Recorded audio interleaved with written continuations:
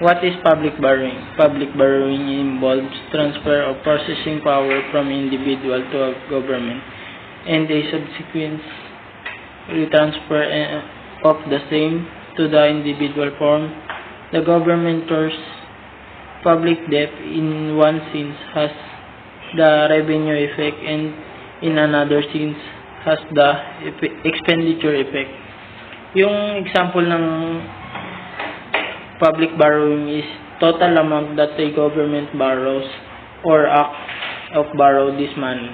The Treasury is keen to reduce government borrowing quickly.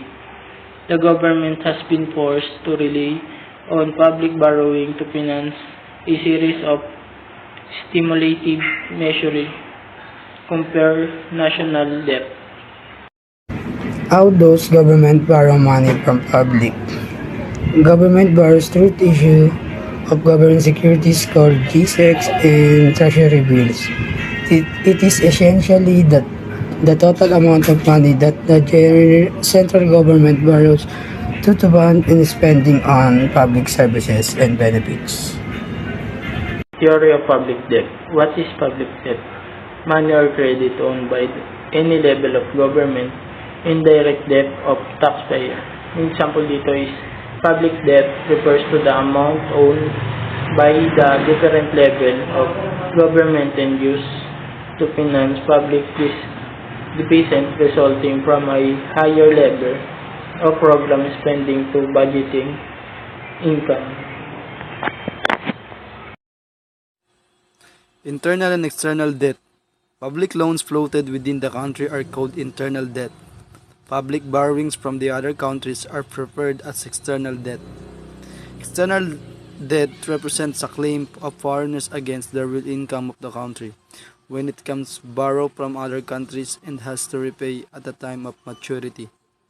External public debt permits import of real resources. It enables the country to consume more than it produces.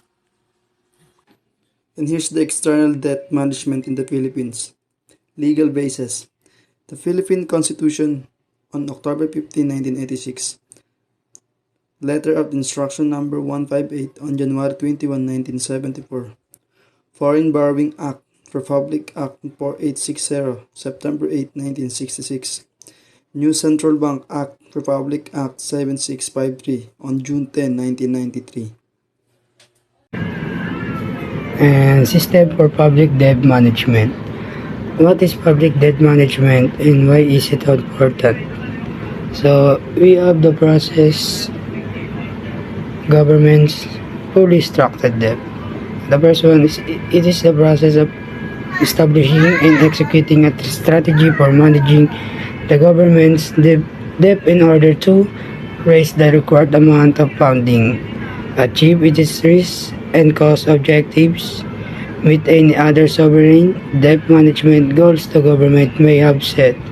And the second one, the government should ensure that both the level and rate of growth in their public debt is fundamentally sustainable.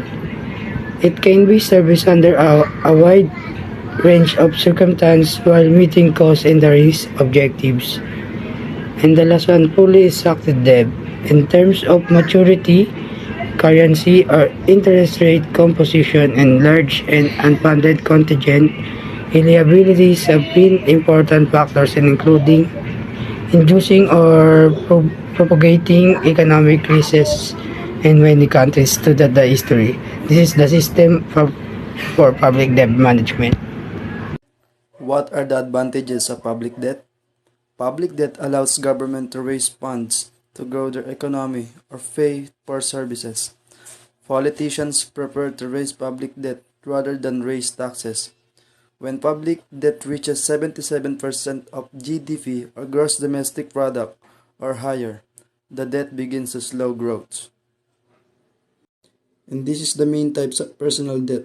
One is secured debt, unsecured debt, revolving debt, and mortgages. Secured debt requires some form of collateral, while unsecured debt is solely based on an individual's creditworthiness.